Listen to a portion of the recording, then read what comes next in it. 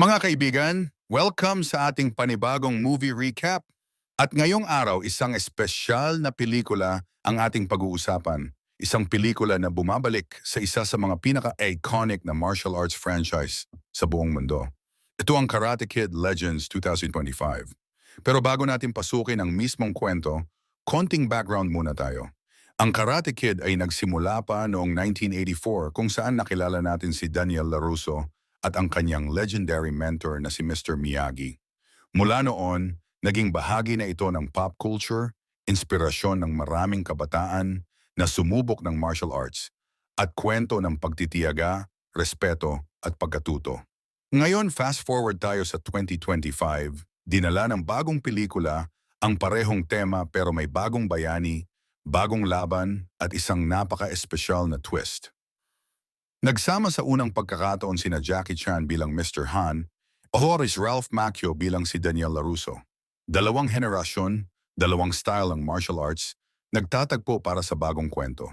Nagsisimula ang pelikula sa malamig at maulang gabi sa Beijing. Ang camera, dahan-dahan na nag-zoom in sa isang maliit na apartment building. Sa loob, makikita natin si Li Fong, isang 16-year-old na binatilyo na magaling sa kung fu. Tahimik siya habang nagpa-practice ng mga simpleng forms sa harap ng salamin. Kitang-kita na may disiplina at dedikasyon siya sa ginagawa. Habang umaagos ang ulan sa bintana, pumapasok ang kanyang ina, si Mei Lin. Ramdam agad ng mga manonood ang bigat ng sitwasyon. Ang ina niya hawak ang isang sobre na may sulat at dito malalaman natin na nawalan sila ng mahal sa buhay. Ang ama ni Lee, isang martial artist din, ay nasawi sa isang aksidente. Dito nagsisimula ang emotional na puso ng pelikula. Isang binata na hindi lang nakikipagbuno sa physical na laban, kundi pati sa personal na sakit ng pagkawala. Lee, kailangan na nating umalis, sabi ng kanyang ina. Wala na tayong magagawa dito. Kailangan natin ng bagong simula. At dito na ipinaliwanag na lilipat sila papuntang New York City, USA para magsimulang muli. Makikita sa mga mata ni Lee ang pagtutol, ang Beijing ang kanyang tahanan. Dito nakatanim ang lahat ng alaala niya kasama ang kanyang ama. Pero wala siyang magagawa at wala ring ibang option ang kanyang ina. Kinabukasan ipinakita ang farewell montage. Mga kaibigan ni Lee, mga kaklase niya, at mismong guro sa kung fu ay nagbigay ng kanilang pamamaalam.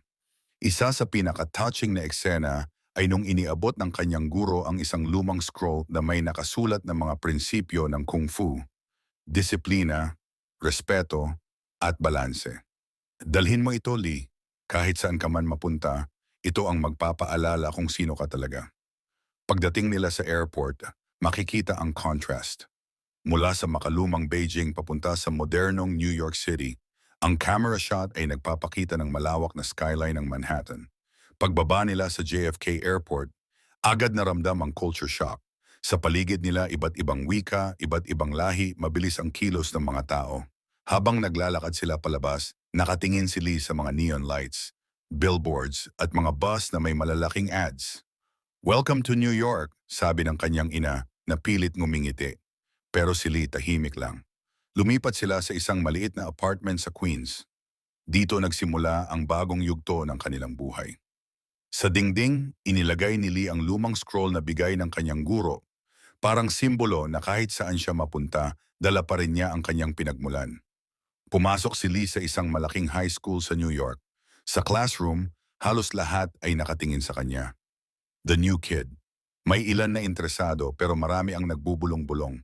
Sa cafeteria, doon niya unang nakilala si Mia, isang mabait at approachable na kaklase. Siya ang unang nakausap ni Lee at nagbigay ng konting comfort. Pero hindi pa man siya nakaka-adjust, agad na pumasok sa eksena si Connor, ang school jock na kilala rin bilang local karate champion. Una, simpleng banat lang. Tinutokso siya sa accent, sa pagiging tahimik. Pero habang lumilipas ang mga araw, lumalalim ang pang-aasar. At dito nagsimula ang tension na dadalhin hanggang sa tournament si Lee. Mag-isa sa rooftop ng kanilang apartment, nagpa-practice ng simpleng galaw sa ilalim ng buwan. Kita ang lungkot, pero ramdam din ang determinasyon. Habang tumatagal, mas lumalala ang pambubuli ni Connor. Sa cafeteria, ininsulto ang pagkain ni Lee. Sa eskwela, tinulak siya. Hanggang dumating ang araw na sinundan siya ng grupo ni Connor at binugbog sa isang alley. "Your kung fu won't work here," sigaw ni Connor matapos siyang pabagsakin. Sugatan at halos hindi makalakad, nakilala ni Lee si Mr. Han, isang mekaniko na nagligtas at naggamot sa kanya. Nakita ni Han ang potensyal ni Lee. "Kung fu?" tanong ni Han. "My father taught me," sagot ni Lee. Unti-unti, naging mentor siya ni Lee. Di nagtagal, ipinakilala rin siya ni Han kay Daniel LaRusso sa isang dojo. Nakita ni Lee kung paano tinuturuan ni Daniel ang mga bata tungkol sa balanse mama. Dito nagsimula ang turning point. Dalawang guro, dalawang style at isang bagong simula para kay Lee. Sinimulan ang training sa ilalim ni Han at Daniel.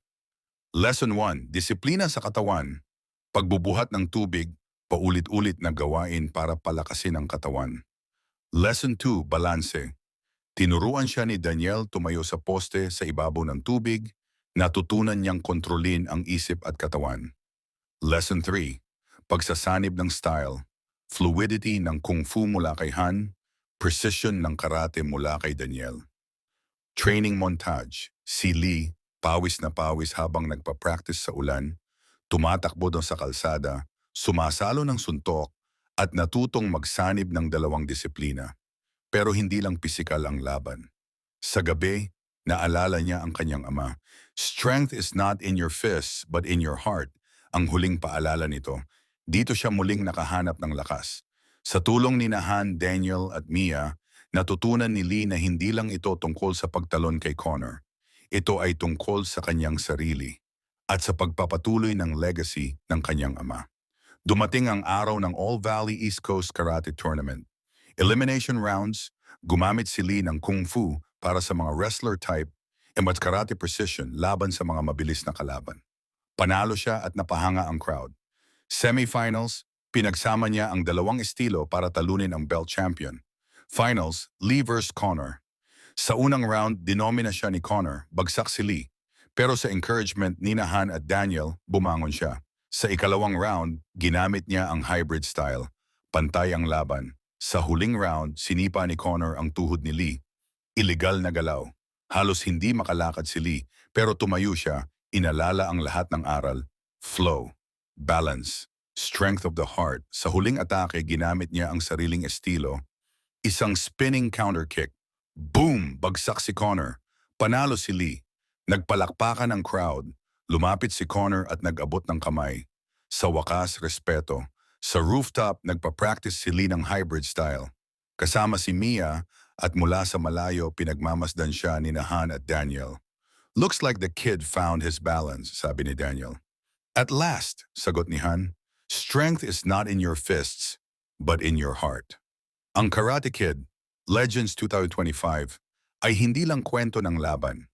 Ito ay kwento ng pagbangon mula sa pagkatalo, ng pagkilala sa sarili, at ng pagdadala ng legacy mula sa nakaraan papunta sa kinabukasan.